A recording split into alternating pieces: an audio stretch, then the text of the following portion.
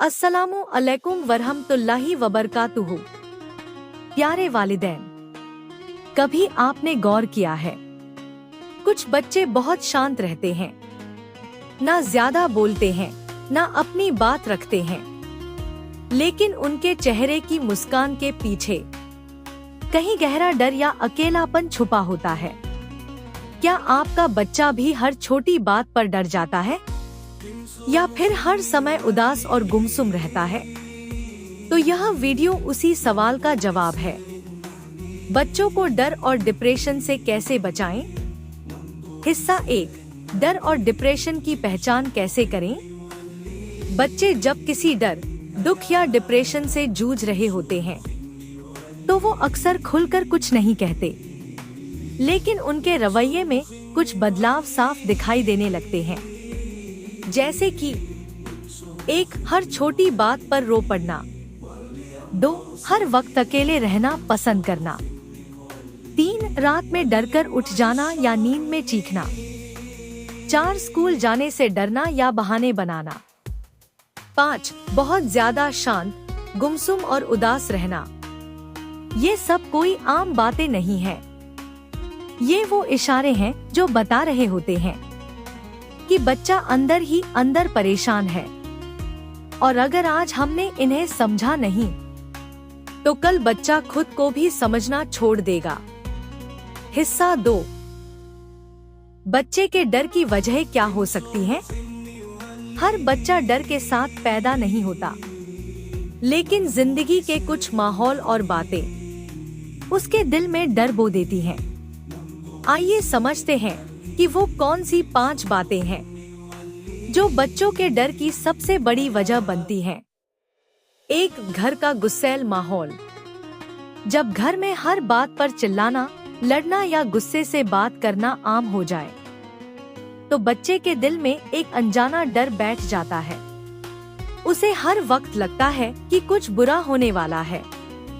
2, बार बार डांटना या मारना। जब बच्चा कोई गलती करता है और उसे प्यार से समझाने के बजाय डांटा या मारा जाता है तो वो डरने लगता है और धीरे धीरे अपनी बात छुपाने लगता है। 3, मोबाइल या टीवी में डरावनी चीजें देखना। बहुत से बच्चे ऐसी चीजें देख लेते हैं जो उनकी उम्र के लिए सही नहीं होती, जैसे भूत, खून खराबा, चीखें या डरावने कार्टून। ये सब उनकी सोच और नींद पर गहरा असर डालते हैं। 4, अकेलापन और ध्यान की कमी। जब बच्चा हर वक्त अकेला रह जाए, ना कोई उससे बात करे, ना उसकी बात सुने, तो वो अपने ही डर के साथ जीने लगता है। 5, स्कूल में तंग करना या ताने सुनना। अगर स्कूल में कोई उसका मजाक उड़ाए, ताने दे या तंग करे तो वो स्कूल से भी डरने लगता है। उसे लगता है मैं अच्छा नहीं हूँ, सब मेरा मजाक उड़ाते हैं। याद रखिए, हर बच्चे के डर के पीछे कोई वजह होती है। अगर हम उस वजह को समझ ले तो हम डर को खत्म कर सकते हैं। हिस्सा 3, माँ बाप क्या करें?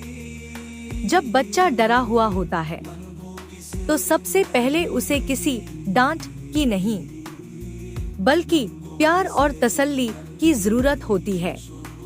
माँ बाप ही हैं जो उसके डर को उम्मीद और भरोसे में बदल सकते हैं।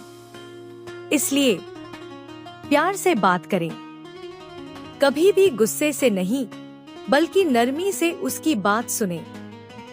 उससे पूछें, क्या हुआ बेटा, मैं सुन रहा हूँ। गले लगाकर उसका डर कम करें। एक गले लगाना बच्चे को ये यकीन दिला सकता है कि वो अकेला नहीं है।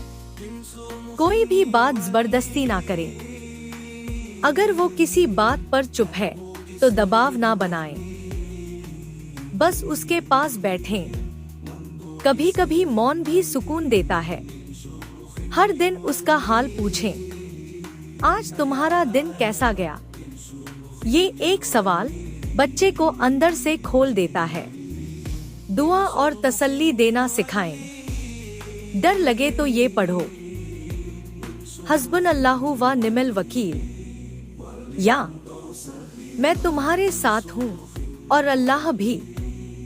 हिस्सा 4, कुरान और सुन्नत से इलाज। अल्लाह ताला फरमाता है, दिलों को सुकून तो सिर्फ अल्लाह की याद से मिलता है। सूरा रद। जब बच्चों का दिल बेचैन हो, डर से भरा हो, तो उन्हें दवाओं से पहले दुआओं का सहारा दें।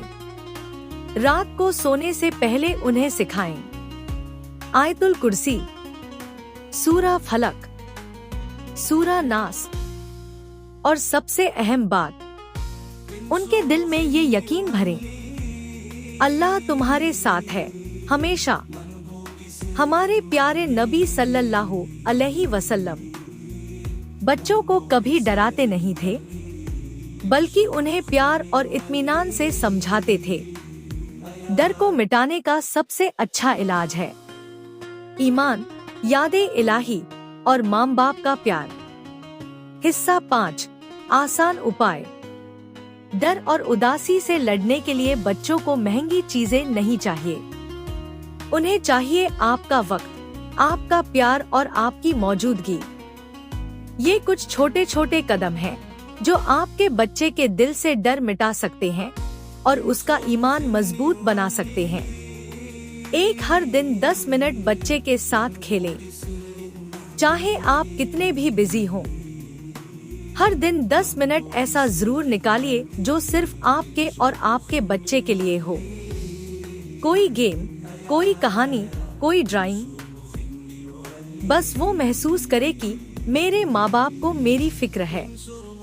दो उसे उसकी पसंद की बातें करने दें। जब बच्चा कुछ शेयर करे, उसे बीच में न रोकें, न टोकें। बस प्यार से सुनिए।